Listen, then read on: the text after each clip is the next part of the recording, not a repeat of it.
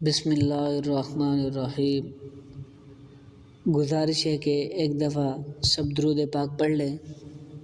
جب اللہ کسی عورت پر کرم فرمانا چاہتا ہے، اس سے راضی ہو جاتا ہے، تو اس عورت کے جسم میں 8 تبدیلیاں رونما ہو جاتی ہیں، جو انہی میں سے ایک نشانی بھی آپ کے اندر رونما ہو جائے تو سمجھ لیں کہ آپ کا رب آپ سے راضی ہو گیا ہے۔ اس کے ساتھ ہی آپ کو حضرت علی رضی اللہ تعالی عنہ کا فرمان سنائیں گے۔ کسی عورت کو گالم گلوچ کرنا کیسا ہے، اس کے ساتھ مار پٹائی کی جائے تو کیا ہوتا ہے، گھر میں اس سے کیا پریشانیاں نازل ہوتی ہیں۔ سب سے پہلے اللہ پاک جس کو دین کی سمجھ عطا فرماتا ہے، اسے دین سے جوڑ دیتا ہے، اسے اپنا محبوب بنا لیتا ہے۔ حضرت عبداللہ ابن مسعود رضی اللہ تعالی عنہ سے مروی ہے، نبی پاک صلی اللہ علیہ وآلہ وسلم نے فرمایا، اللہ پاک تمہارے درمیان اخلاق بھی تقسیم کرتے ہیں جس طرح رزق تقسیم کرتے ہیں۔ اللہ پاک اس دنیا کو بھی دیتے ہیں جو اللہ پاک کا پیارا ہو یا نہ ہو، لیکن اللہ پاک دین کی سمجھ اس کو دیتے ہیں جو اللہ پاک کا محبوب ہوتا ہے۔ عبادت کی محبت، قرآن کی محبت، اللہ کی محبت، اللہ کے ذکر سے محبت، رسول اللہ صلی اللہ علیہ وآلہ وسلم پر درود و سلام بھیجنے کا شوق اور تڑپ، یہ وہ چیزیں ہیں جو اس بات کی نشانی ہیں اللہ نے اسے اپنا بہت پیارا بنا لیا ہے۔ دوسری نشانی، رسول اللہ صلی اللہ علیہ وآلہ وسلم نے فرمایا، جسے اپنا بناتے ہیں تو اس پر پھر تھوڑی سی آزمائش بھی ڈالتے ہیں، یعنی اللہ پاک دیکھتا ہے، یہ چاہتے ہیں کہ یہ بندہ میرے فیصلے پر راضی ہوتا بھی ہے یا نہیں۔ جو راضی ہو جائے اللہ پاک اسے دنیا میں بھی راضی کرتے ہیں اور آخرت میں بھی راضی کریں گے۔ جو اس وقت بھوک ہلاہٹ کا شکار ہو جائے، یہ میرے ساتھ کیا ہو گیا ہے، میں تو نماز بھی پڑھتا ہوں، قرآن کی تلاوت بھی کرتا ہوں، مگر مجھے بخار کیوں ہو گیا ہے، میں تو دین پر کاربند ہوں، مجھے فکر کیوں ہو رہی ہے، تو ایسا نہیں سوچنا چاہیے۔ حضرت بلال حبشی سے کسی نے پوچھا، کیا بڑے توحید کی باتیں کرتے ہیں، آپ کو تو اتنی بری طرح سے مار کیوں پڑی؟ تو آپ نے فرمایا، تم بھی تو بازار جا کر برتن خریدنے سے پہلے اسے بجا کر دیکھتے ہو کہ مٹی صحیح طرح سے لگی ہے یا نہیں۔ بس اللہ نے بھی مجھے آزمایا تھا۔ اس کے بعد یہی وہ غلام تھا جس کا رنگ بھی کالا تھا، ہونٹ موٹے موٹے تھے، جس کے بارے میں اللہ کے پیارے رسول فرماتے ہیں، جب میں جنت میں جا رہا تھا، جب مجھے شب معراج کی سیر کرائی گئی تو میرے آگے آگے کسی کے چلنے کی آہٹ سنائی دی۔ میں نے حضرت جبرائیل علیہ السلام سے پوچھا، یہ کون ہے؟ جواب ملا، یہ بلال حبشی ہیں۔ حضور پاک صلی اللہ علیہ وآلہ وسلم جب واپس آ گئے تو حضرت بلال حبشی رضی اللہ تعالی عنہ سے پوچھا، تم کون سا عمل کرتے ہو؟ حضرت بلال حبشی رضی اللہ تعالی عنہ نے فرمایا، آپ ہی نے تو فرمایا تھا کہ ہر وقت باوضو رہنا، میں تو ہر وقت باوضو کی حالت میں رہتا ہوں، اور جب بھی بے وضو ہوتا ہوں تو اسی وقت نیا وضو کر لیتا ہوں، اور جب وضو کرتا ہوں تو 2 رکعت نماز بھی پڑھ لیتا ہوں۔ چلتے زمین پر ہیں، قدموں کی آہٹ جنت میں ہوتی ہے، سنائی دیتی ہے، تو آزمائش اللہ پاک کی محبت کی دوسری نشانی ہے۔ اس لیے اگر کوئی فکر یا پریشانی میں ہو تو اس کا مطلب یہ نہیں ہوتا کہ پتہ نہیں مجھے کیا ہو گیا ہے، اللہ پاک اپنے پیاروں کو ہی آزماتا ہے۔ تیسری نشانی تو بہت ہی زیادہ پیاری نشانی ہے، جس سے پتہ چل سکتا ہے کہ اللہ پاک کس سے راضی ہے اور ہم سب سے محبت کرتے ہیں یا نہیں۔ اور اللہ پاک جب کسی سے محبت کرتے ہیں تو اس کے اندر خوبصورت بدلاؤ لاتے ہیں۔ حدیث پاک میں آتا ہے کہ اللہ پاک جب کسی سے محبت کرتے ہیں تو حضرت جبرائیل علیہ السلام سے فرماتے ہیں، اس کے بعد آسمانوں میں زلزلہ آ جاتا ہے، جس کی وجہ سے سارے فرشتے بے ہوش ہو جاتے ہیں، اور پھر جب اللہ کے حکم سے سب ہوش میں آتے ہیں تو سب سے پہلے حضرت جبرائیل علیہ السلام کو اجازت ہوتی ہے، تو حضرت جبرائیل علیہ السلام سوال کرتے ہیں کہ ہمارے رب نے کیا فرمایا ہے، اور اس کے بعد خود ہی کہتے ہیں اللہ پاک نے جو بھی فرمایا ہوگا وہ حق فرمایا ہوگا۔ اور پھر اللہ تعالیٰ فرماتے ہیں کہ جبرائیل، میں نے آج اس بندے کو اپنا محبوب بنا لیا ہے، تم بھی اسے محبوب بناؤ۔ حضرت جبرائیل علیہ السلام بھی اس بندے سے محبت کرنے لگتے ہیں۔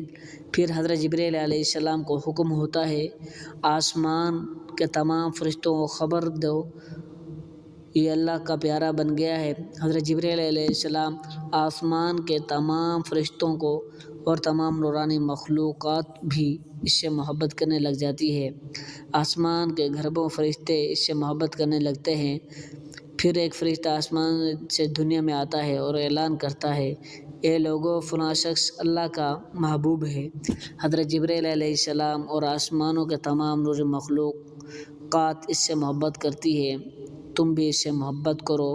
اور پھر دنیا والوں کے دلوں میں اللہ پاک اس بندے کی محبت ڈالتا ہے، تو اس لیے دنیا میں وہ کام ضرور کرو جس کے کرنے سے اللہ پاک ہم سے راضی ہو جائے، ہمیں اپنا محبوب بنا لے، انشاءاللہ دنیا اور آخرت میں کامیاب ہو جائیں گے۔ حضرت عبداللہ ابن عباس فرماتے ہیں جب نیکیاں قبول ہو جاتی ہیں تو انسان کے جسم میں یہ 5 نشانیں ظاہر ہوتی ہیں۔ نمبر 1، جب انسان کی نیکی قبول ہوتی ہے تو اس کے چہرے پر عجیب سی رونق آ جاتی ہے۔ جب وہ انسان دنیا کے سامنے اپنی خوشی کا اظہار اپنی مسکراہٹ اور بشاشت کے ساتھ کرتا ہے، ہر وقت خوش رہتا ہے، بلکہ یوں لگتا ہے کہ اس دنیا میں اس سے زیادہ سکون اور وقار والا اور کوئی نہیں، لگتا ہے کہ جیسے اسے دنیا کا کوئی غم ہی نہ ہو۔ یہ خوشی ہر ایک کو نصیب نہیں ہوتی۔ نمبر 2، اس کا دل روشن ہو جاتا ہے، یعنی وہ ہر وقت اللہ کے وعدوں پر امید رکھتا ہے، اس کے پاس کچھ ہو یا نہ ہو، لیکن اس کے دل میں اتنی خوشی ہوتی ہے کہ اس کو کوئی پرواہ ہی نہیں ہوتی۔ اور یہ یاد رکھنا کہ انسان امیر مال سے نہیں بنتا، بلکہ امیر ہمیشہ دل سے بنتا ہے۔ حضرت علی فرماتے ہیں دولت مٹی کی طرح ہے اور مٹی کو پیر کے نیچے رکھنا چاہیے، اگر سر پر چڑھاؤ گے تو وہ قبر بن جائے گی، اور قبر زندہ لوگوں کے لیے نہیں ہوتی۔ نمبر 3، جب کسی کی نیکیاں قبول ہو جاتی ہیں تو اس کے جسم میں نیکی کی طاقت آ جاتی ہے اور شیطان اسے گمراہ نہیں کر سکتا۔ شیطان سے بچنے کی قوت اللہ اس کے جسم میں پیدا کر دیتا ہے۔ نمبر 4، وہ اپنے مال و دولت میں فراوانی پیدا کرتا ہے، یعنی اللہ اس کے رزق میں برکت پیدا کرتا ہے۔ وہ لوگوں پر چاہے جتنا بھی خرچ کرے، ضرورت مندوں کو جتنا بھی بانٹے، اس کی دولت میں کمی نہیں آتی۔ حضرت علی فرماتے ہیں کہ نصیب کا رزق انسانوں کو ایسے تلاش کرتا ہے جیسے مرنے والے کو اس کی موت۔ نمبر 5، لوگوں کے دلوں میں اللہ اس کی محبت پیدا کر دیتا ہے، یعنی جب اللہ اپنے بندے سے خوش ہوتا ہے تو اس وقت اس کی محبت لوگوں کے دلوں میں پیدا کرتا ہے۔ محترم ناظرین، اب آپ کو بتاتے ہیں عورت کی ذمہ داری کیا ہے۔ حضرت علی نے فرمایا عورت کی سب سے بڑی ذمہ داری کیا ہے؟ حضرت علی رضی اللہ تعالیٰ عنہ کی خدمت میں ایک شخص حاضر ہوا اور دست ادب کو جوڑ کر عرض کرنے لگا یا علی، میری بیوی میرے گھر کا کام صحیح نہیں کرتی، نہ میرے کپڑوں کی دیکھ بھال کرتی ہے، نہ گھر کی صفائی ٹھیک سے کرتی ہے، تو کیا میرا ڈانٹنا غصہ کرنا صحیح ہے؟ بس اس کا یہ کہنا تھا کہ حضرت علی نے فرمایا اے شخص، کس نے کہا ہے کہ تمہاری بیوی تمہارے گھر کا کام واجب ہے؟ یاد رکھنا، اسلام نے عورت کی عزت کو جتنا بلند کیا ہے اتنا کسی مذہب نے نہیں کیا۔ میں نے اللہ کے رسول سے سنا ہے کہ عورت کی سب سے بڑی ذمہ داری یہ ہے کہ وہ اپنے اولاد کی اچھی طرح پرورش کرے، ان کا خیال رکھے، لیکن اگر اپنی اولاد کی پرورش کرنے کی اجرت شوہر سے مانگنا چاہے تو وہ بھی مانگ سکتی ہے۔ تم گھر کے کاموں کی بات کر رہے ہو، خوشی سے گھر کا کام کرتی ہیں، گھر کو سنبھالتی ہیں، تو یہ اس کی عظمت ہے، اس کا شکریہ ادا کرو، اس کا احترام کرو۔ میں نے اللہ کے رسول سے سنا ہے جس وقت عورت اپنے گھر کا کام کرتی ہے اس وقت فرشتوں کو زمین پر بھیجتا ہے اور کہتے ہیں جب تک یہ کام گھر کا کرتی رہی اس کے لیے عبادت لکھتے رہو، اور وہ وقت جو عورت گھر کے کاموں میں لگاتی ہے وہ اس کی عبادت میں شامل ہو جاتا ہے۔ یہ عورت کی عصمت ہے، وہ تمہارے گھر کو جنت بناتی ہے، تمہارے بچوں کو عظیم انسان بناتی ہے۔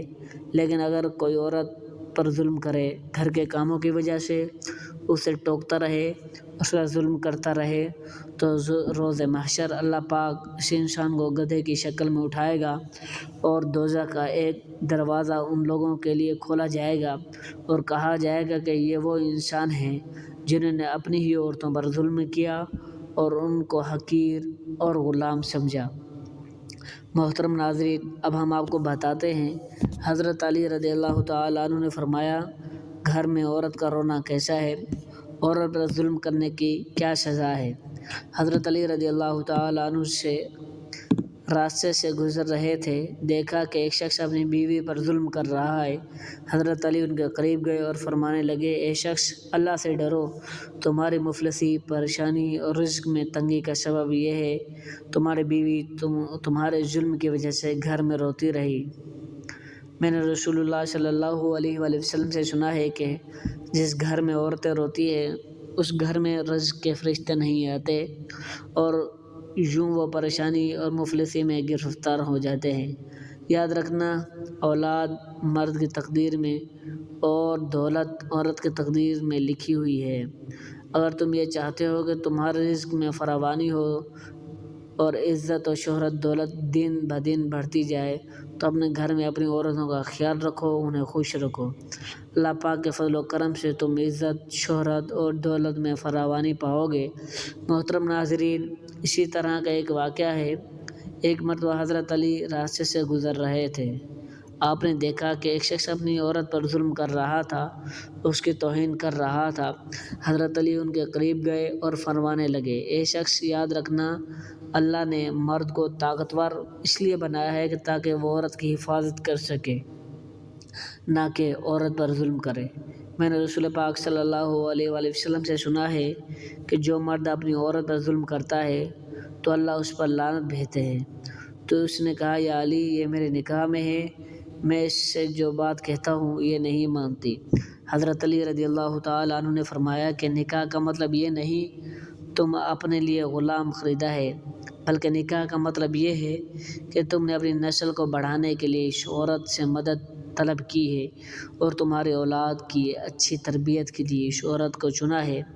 اے شخص، جس سے مدد لی جائے اسے غلام نہیں سمجھتے، اور جو تمہاری اولاد کو پروان چڑھائے اسے حقیر نہیں سمجھتے، بلکہ تمہیں اس کا شکر گزار ہونا چاہیے۔ یاد رکھنا، عورت پر ظلم کرنے کا مطلب ہے اولاد کی بغاوت۔ آنے والے وقت میں جو اولاد تمہیں اس عورت کے جسم سے نصیب ہوگی تو اس کے وجود میں تمہارے لیے بغاوت ہی بغاوت ہوگی۔ جب اولاد بڑی ہو جاتی ہے اور اپنی ماں پر ظلم ہوتے دیکھتی ہے تو اس کے دل میں تمہارے لیے نفرت پیدا ہوگی۔ اس لیے جتنا ممکن ہو سکے اپنی بیوی کے ساتھ اچھا سلوک کرو اور اسے خوش رکھو۔ اللہ پاک ہم سب کو عورتوں پر رحم کرنے کی توفیق عطا فرمائے، آمین۔ ویڈیو پسند آئی ہے تو چینل کو سبسکرائب کر لیں اور کمنٹ سیکشن میں استغفر اللہ ضرور ٹائپ کر دیں۔